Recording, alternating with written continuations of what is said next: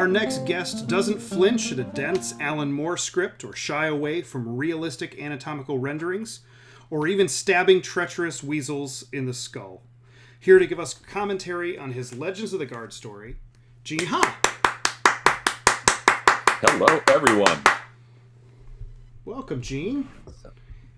That's good to be here.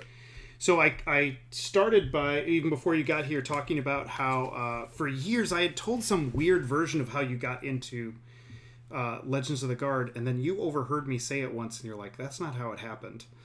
No. And yeah, I ended up correcting it. And it's not all that exciting of a story. It's just we met at a little tiny Chicago convention in a gymnasium. Yeah, Windy City Comic Con, fourth floor of it was a fancy gymnasium, but fourth floor gymnasium. Yeah. Yeah. And yeah, I just kind of said I was a big fan of your work. We talked before, I think. I don't think we had. But, no, I don't think we had talked. Had we? No, it's not. No, we hadn't talked. Oh, I think we were both winners of the Russ Manning Most Promising Newcomer Award. We were, yeah. So I was familiar with work from that. Okay. And then and then I was like, hey, would you? So the big thing was it hadn't been announced yet. And somehow in my retelling, I changed that to mean that you knew about it before it had happened, before it had gotten announced. But then you're like, that's not what happened. You just asked me if I wanted to be in it. And I'm like, oh, yeah, I guess that is how it happened. You're right. Yeah. Yeah. So you agreed to be in, and you're going to walk us through some process. I know you've got some slides that are specific for that. Yeah, I did not write the story myself. So I brought in my role-playing game and comics-loving pal and role-playing game writer, Lowell Francis, who made up a whole story about a mouse off in the wilderness where there are legends that can't be confirmed. And then we asked David about what sections of the Mouse Guard world have not really been covered in the stories. And I can just make up stuff. And even the mice inside the Mouse Guard realm would not be sure if it's true or not. And he just gave us some examples. And I can't remember the name right now. I can't remember the name of the region we picked. Oh, Wolf Point. Wolf Point, right. I was going to say Wolf Guard or Wolf here, and it's not that. But yes, Wolf Point. So we decided to make a savage Conan-like realm of mice who have not completely mastered the incredibly difficult task of being a little tiny furry mouse and working with iron that's been heated up to 1,000 degrees or something like that, and not killing yourself. So they make a lot of their stuff out of things like the dead parts of giant carnivores, the skulls, antlers, horns, and especially claws. Bear claws are their favorite working material to make their armors and weapons and stuff like that. And then they do a little bit of trade to get the other items from mice who do know how to do that. I remember you guys approached with. I think maybe some of this was more you, Gene, because it was about the visuals, talking about how you wanted to make the mice of Wolf Point maybe a little bigger than standard guard mice, and that you thought to get that kind of brawn, it might mean that they have more calcium in their diet.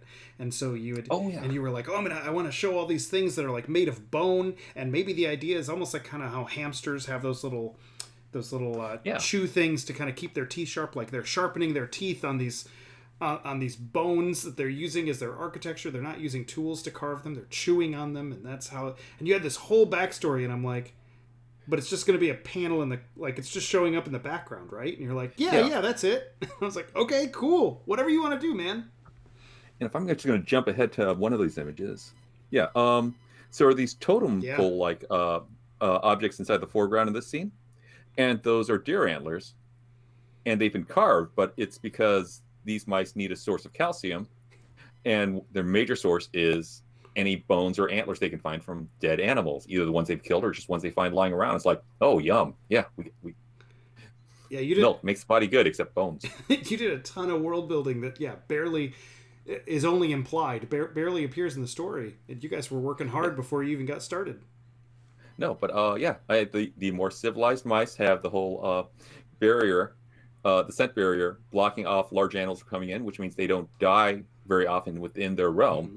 So they can't do things like eat antlers the way almost every other wild animal likes to do. All right, so we started with the script with Lowell. Was there a reason that you didn't want to write the story yourself? Because I know when I invited you, I invited you to write and draw the story. I had a thing I said all the time back then, which the principle was, I'm going to always work with the best writer I can get, and so far it has not been me. Okay.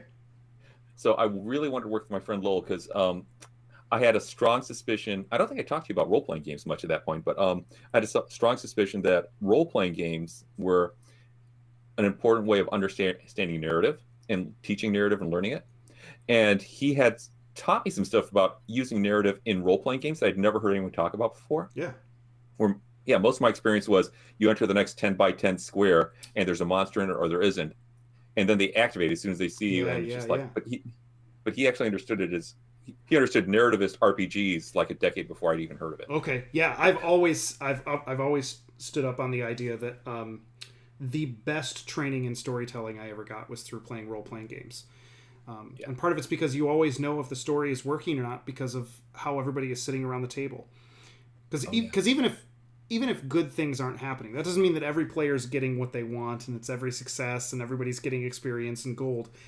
Even if bad stuff is happening, man, everybody's on the edge of their seat and going like, oh, man, what can I do? Wait, my character has a thing, right? So the way they're sitting, their posture tells you if everybody's engaged in the story, it's a good story. Yeah.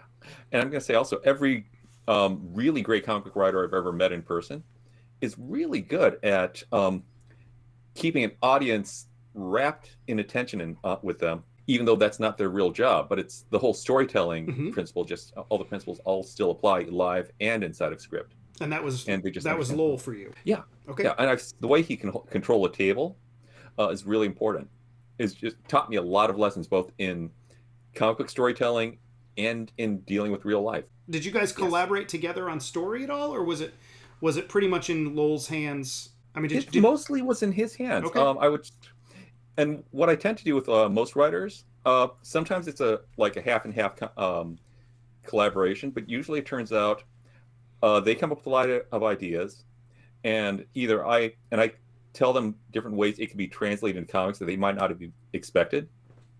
And it's very rare for a comic book writer to actually be throwing ideas at me that I'm not expecting, and then like, could I do it this way? And it's like, I'm literally talking about Brad Meltzer right now, where he had an idea for the visuals of a storytelling in a book where the panels got smaller and smaller and the panel borders got bigger and bigger.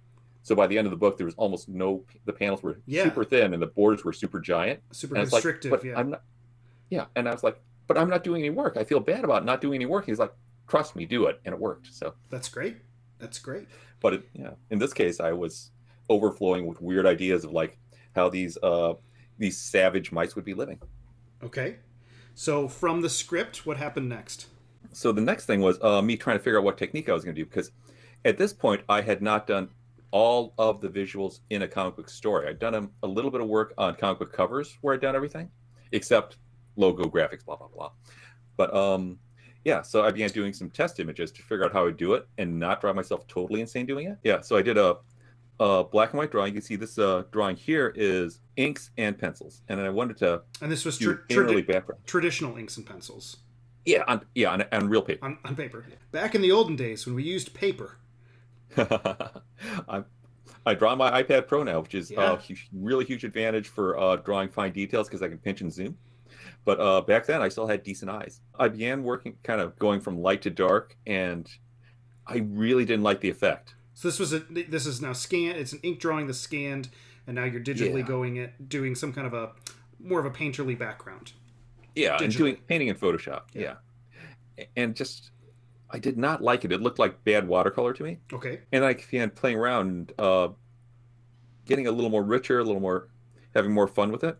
I was happy with this background here. Okay. Yeah. It's still going from light to dark, but it felt more like a glow, more like a scene. That one actually reminds me more of watercolor. The first one that you didn't like, there's almost like a tap brush kind of a thing, it's like a bad Bob Ross. Yeah. In some of the fluffier areas. Yeah, this is a thing I like in painting is big brush strokes and not being scratchy with it. Yeah. And you can kind of tell that it's kind of tentative, and you kind of get lost in the individual things. It works okay inside of like a few early Impressionist paintings, but I like later Impressionist stuff where they get out the house painting brushes and start going crazy with it and stuff. Anyway, but yeah, then it goes off to the flatter. If you do not know about hiring flatters to do coloring, and you're not a pure painterly style type of digital painter, Google flatters and comics and stuff like that, and it will save you a lot of time and money. And then this is what I came up with. I worked from the back to the front in these type of techniques, and I still tend to do that today, where I want to make sure the background is really settled before I finally paint the foreground figures in. Mm-hmm. Because I want the lighting to affect the figures. And unless I'm sure what the lighting is, I can't do the finals on the actual figures. One thing, if you followed my career at all, you will know I'm bad about leaving out details. I work at it, but so that went on then to this. And if I'd started off the figures, I'm very sure they would not have ended up lit like this. Right. This isn't a panel from the book. This is just a test. This is just a test. Trying to figure out, one, how you're going to tackle mouse guard stuff, but two, how you, Gene, are going to tackle pencils, inks, colors, the whole thing. Yeah, I'm going to say one of the biggest train wreck. David and I both went to the Center for now college, but Center for Creative Studies. No, I didn't. Oh, you didn't? Nope. I thought you did. Oh, nope. I'm here from Michigan, but I didn't go there. Okay, I'm thinking Katie Cook. Yeah, so. Katie went there. Yep. Okay, but yeah, the biggest train wreck painting I ever did in college was trying to do a jungle scene in full color and paints, and I couldn't stop trying to get every leaf and bit of a flower accurately down, and I couldn't fun brushstroke it or silhouette or abstract it. So in a part, this was me trying to finally get over the shame of that painting I did in college. And then the rest of the process is I had the full script from Lowell.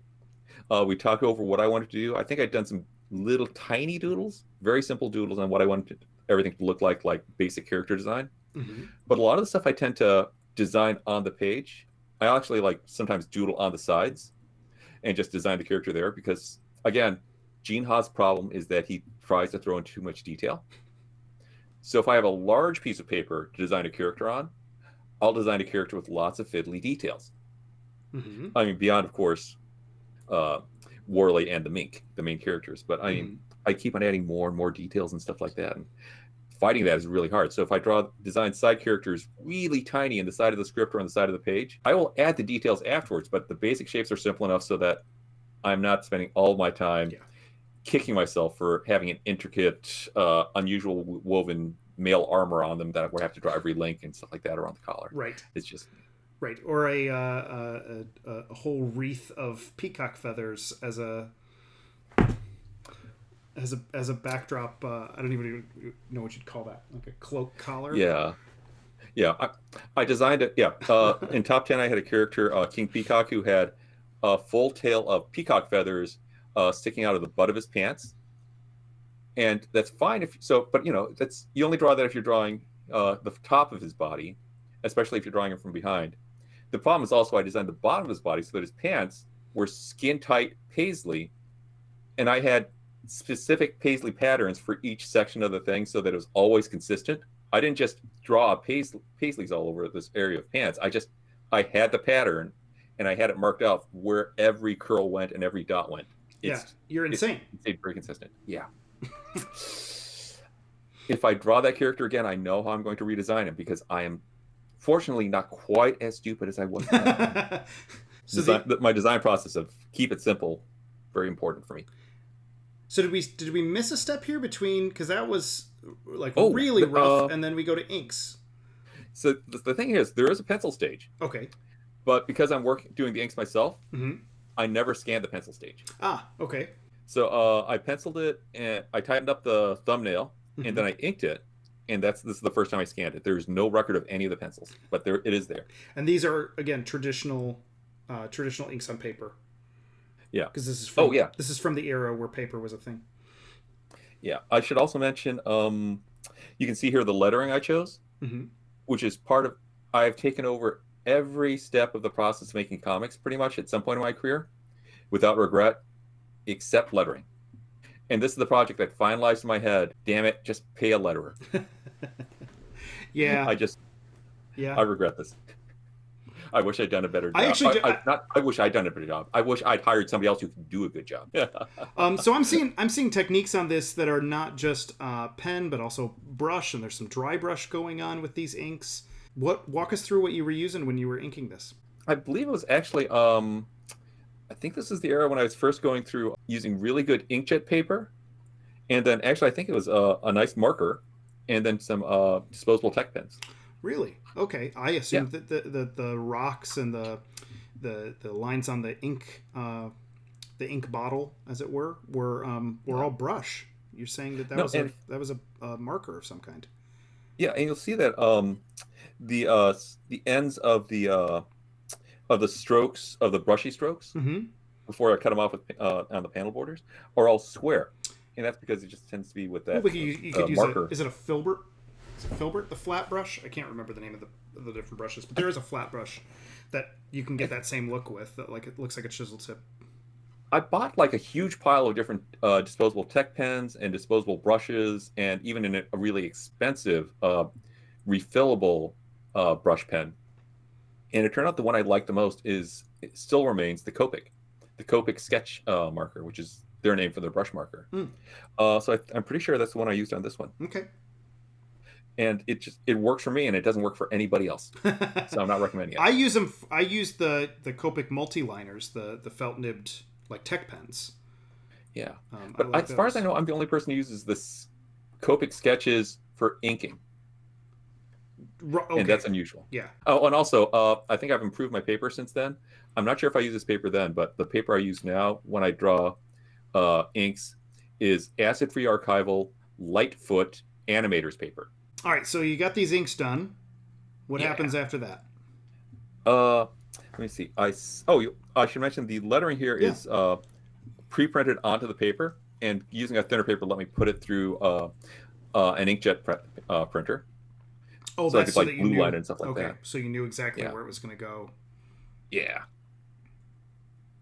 And then that went on to the coloring stage, which worked very much like the sample I show you. And there aren't a lot of intermediate stages because I just did the whole thing. And then the intermediate I save as I go along, but I delete those if I'm really happy with how the page goes in the final. Are you hiring a flatter to still flatten the characters and the basic shapes on pages like these? Oh yeah, and I should mention also, okay, if we go to the previous page here, look at this ear and the doorway here. And you'll see, of course, the lines intersect. I didn't put a little halo around it. Uh-huh. And then the next page, you can see I very precisely, especially on the final print quality, print resolution image, I did a haze that didn't touch the outline of the figure in the foreground, but does haze out the doorway in the background. Yeah. And to do that, I pay extra to my flatters so that they have the flats for Photoshop's Magic Wand selections goes right up to the edge of the figures like that. It doesn't go halfway in the middle of a black line or something, which is more standard flatting. Let's actually go page by page. I want to ask you some questions as we go. Okay. So first page. Yeah. So and you want to?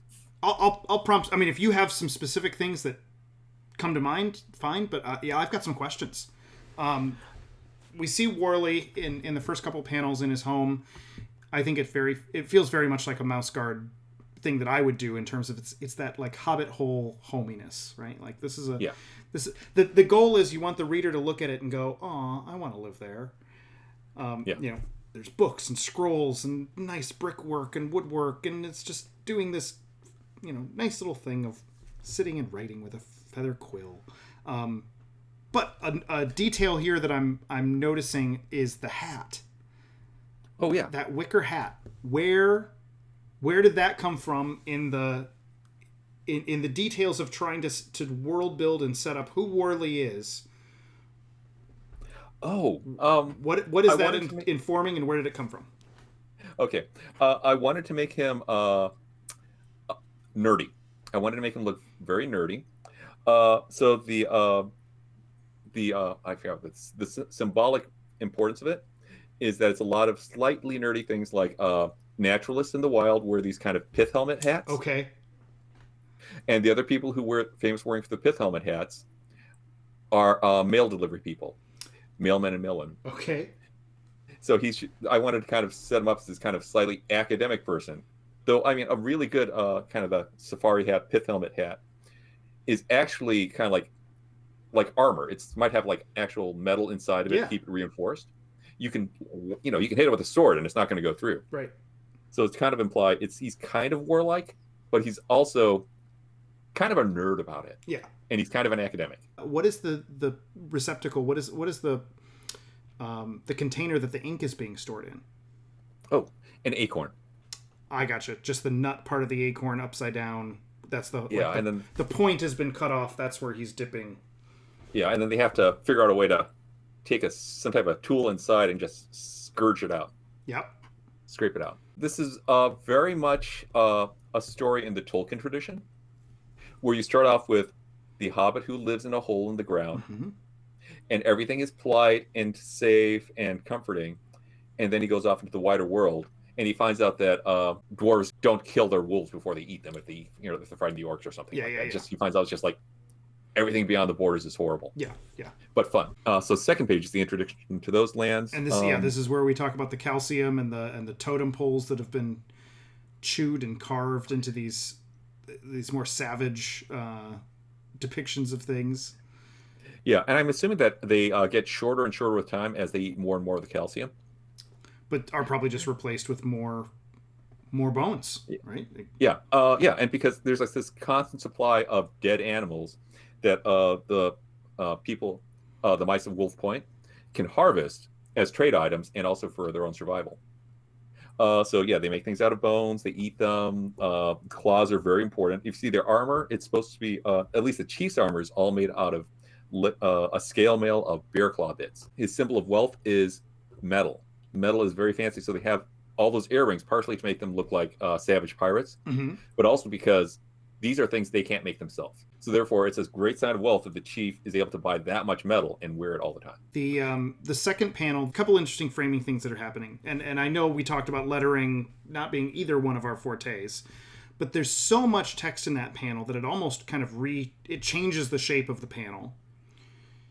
So that the panel is almost half as wide as it actually is in terms of the viable art space. But Worley is very small in that panel, the main character with the glasses. And the other characters are much bigger, but because they're facing away from us, there's almost like a lack of focus, which feels to me like a very brave decision. Yeah, I wanted you to feel like he was being intimidated because he literally is by these larger mice. And then the framing is both to make the guys in the foreground look like giants. Yeah. But then when you pull back into the distance in kind of a Citizen Kane type thing, it turns out, actually they are compared to him giants. Right. Yeah. Also, I should mention the first panel. Mm-hmm. They have these spikes at the entrance there, and that's because again they're beyond the scent barrier. So it's a really common problem that just some savage raccoon or creature like that will just come along and try to start digging in there. And this is their first line of defense, try to have an open doorway, but still keep that thing from being able to dig in while they're trying to stab it away with spears. Let's go on to the next one. It was kind of a challenge again, the whole Gene Ha thing of, I want to throw in detail because it's just my habit, but I don't want to throw in detail. So silhouetting in the coming of the mink, Mm-hmm. but not giving it too much information. So if you look really hard, you can actually get quite a bit of information about the mink from this drawing. Oh, yeah. I wouldn't call that a silhouette. Yeah. But I wanted to give the impression of a silhouette, essentially. So where visually start. So I had two comments about this page. One is the mink, and the other one is in the third panel. Let's start with the mink, though. This visual thing of keeping real local colors on the mice that are Worley and the Wolf Point mice, but then this stylized pink purple overlay background. It feels like it's something that I've seen before, and the only thing I can really think of is there's some weird kind of stylized warlike shots in the Bakshi Lord of the Rings that remind me a little. Some of it's like the Sauron stuff or some of the stuff with the orcs, but then also this reminds me of some of the intro to Thundercats, where like Jaga is this giant ghost that appears in a different color behind Cat's lair as we're being introduced to all the Thundercats. Those are the impressions I'm getting. Was there some other kind of reference point for this visual cue of how to show this movie? Yeah, actually, this The specific inspiration for this was some of the stuff Frank Miller was doing in Daredevil in the 1980s. Okay. There's like a cover he did for it wasn't Electrostats. He did an Electra miniseries whose name I can't remember right now, where he drew it himself, and then there was Electra on the cover with kind of a background in very monochrome and stuff like that of a bunch of ninjas and fighting and stuff like that. But she wasn't in the same scene, and they used color to indicate that. The other thing is that before I'd done this series, I'd been doing a lot of monochrome series in the top in Starman and Top 10. So Top 10 the 49ers, which I did after the full color Top 10 series. And before that, the Starman and Shade, not the Changing Man Shade from Starman series. I used warm grays and cool grays to do all the colors inside of a comic book. So that kind of got me used to doing these kind of reduced monochrome scenes and stuff like that, and just use that to kind of separate the two out. So in the second panel, or the third panel, I'm sorry, one of the defenses we see, there's this thing that looks suspiciously like a hacksaw blade. Oh, that is not a trap. That is that's that was part of their sawmill. like milling. Okay, but is it supposed to be like a hacksaw blade from the human world that they've adapted? Is that the idea? No, actually, it's supposed to be an imported from the Mouse Guard realms. Oh, okay. Just a hacksaw blade, which they use for chopping up both wood and dead larger animals for import into the realms. Yeah, it always stood out to me as like, because there are no humans in Mouse Guard, and sometimes people think that there are, and that hacksaw blade always kind of stood out to me as like, oh, it looks like it's a found object as opposed to the mice made it. But I've done that same thing where people always thought that Conrad's hook was a fish hook. And I ended up having to come up with a backstory thing where it used to be a harpoon. It used to be straight. And the other thing is, as far as my inspiration for the sawmill, it's from a sawmill, I think at the start. Oh, no, it's from Dances with Wolves. One of the frontier towns has a little mini sawmill where they're using to saw the boards for the town they're building, and I use that. It's pretty close to the design I used here. Very cool. Let's go to the next page. The mice of Wolf Point are not good at making fancy devices. So, like, there was a bear trap type device on the previous page, which again was probably imported from the realms. But now they actually have a very mathematical, very math and accounting and engineering type thinker. So he's able to actually design a bunch of essentially siege weapons to build his traps to go after the mink. But he's not depending on them. Right. I don't think that's before. I didn't think of this before. This is very, very much Ewoks. Right. Kind of an Ewok-y story that way. Sure.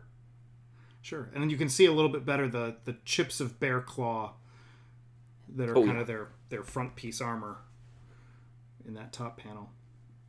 Yeah.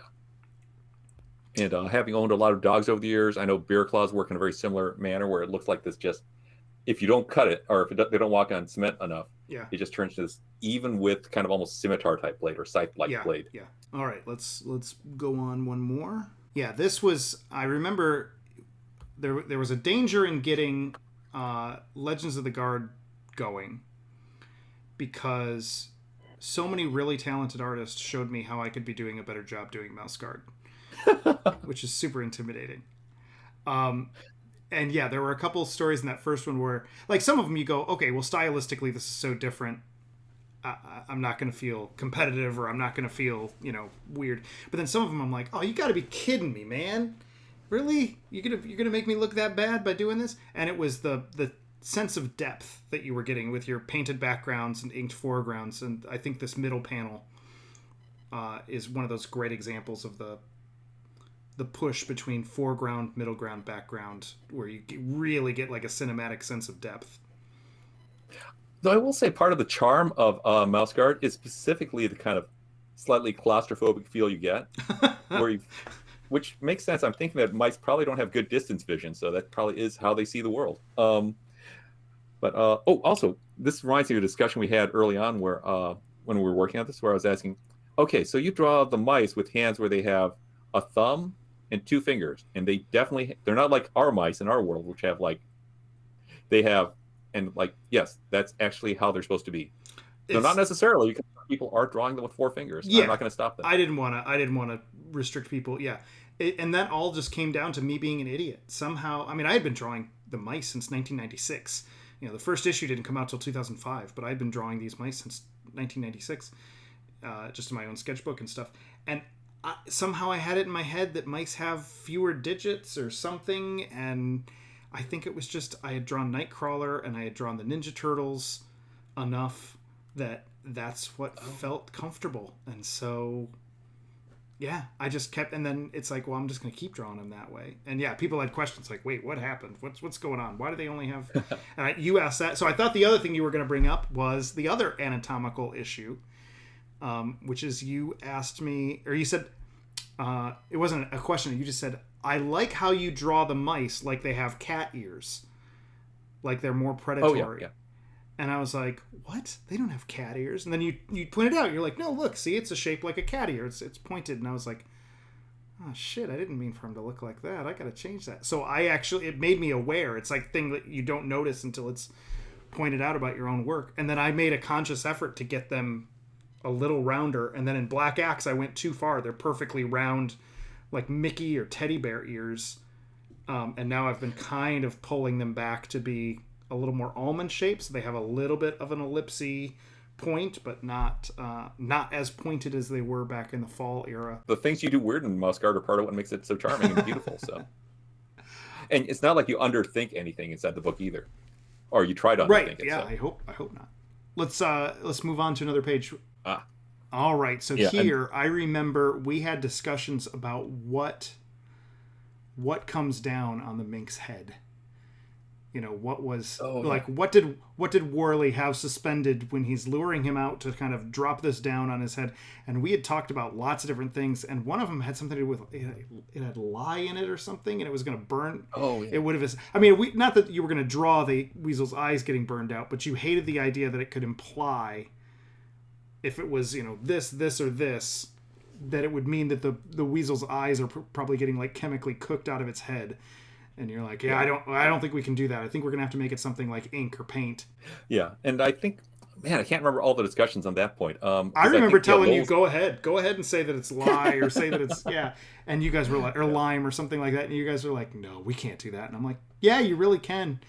And yeah, it was your conscience that brought it back to ink. And I was like, well, that's fine too.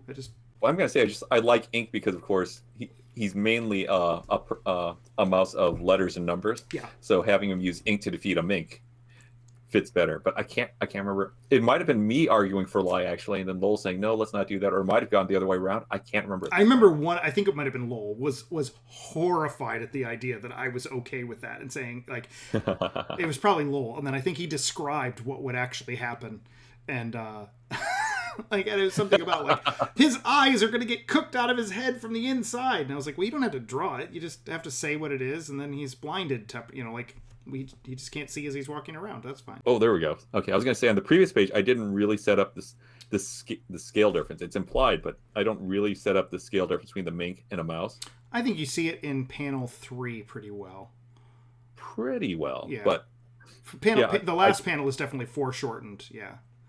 Yeah, I feel like in this page, this is where I finally got to kind of let loose on the scale. Yeah, and that first panel is, again, it's one of those brave decisions where I know that, like, if I was drawing this, I would worry, oh, I'm not drawing anything here, because we're not getting, like, a good hero shot of the weasel, of the mink. Yeah. We're not getting a good hero shot of Worley. We're not, and yet this works so well. It's like, it's a composition I would be too chicken to actually do.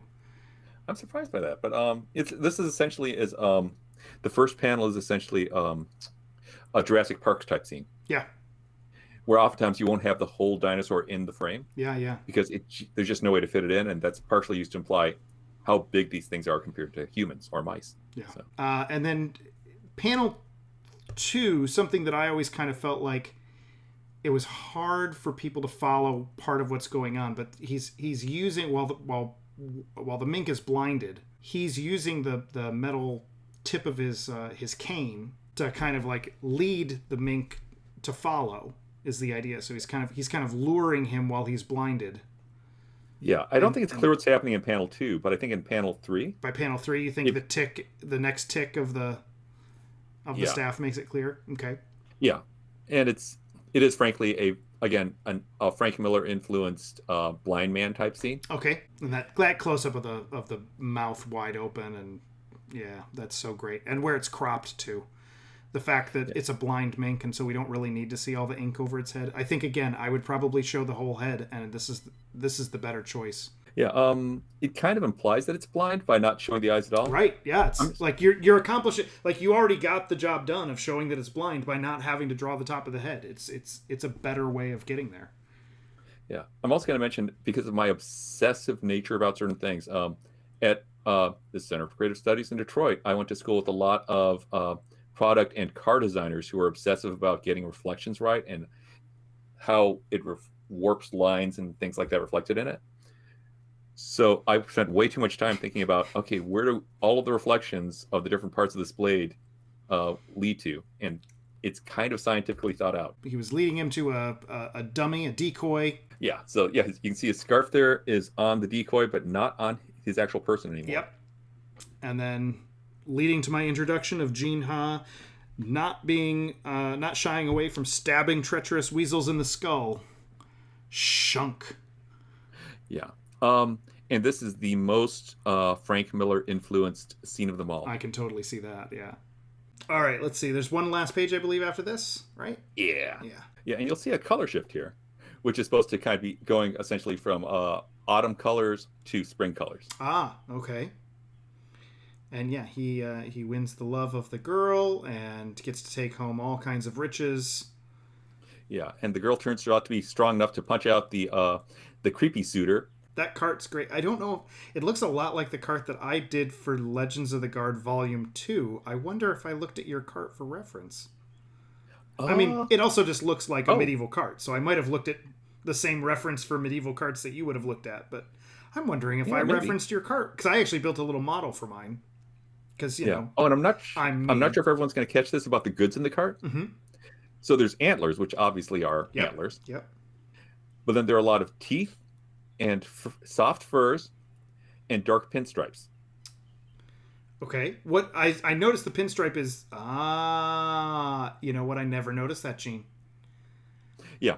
I never noticed that. The mice of Wolf Point stripped the body for goods. I didn't notice the specifics. Yeah. Awesome. I mean, these are the mink teeth. We are out of... Oh, my gosh.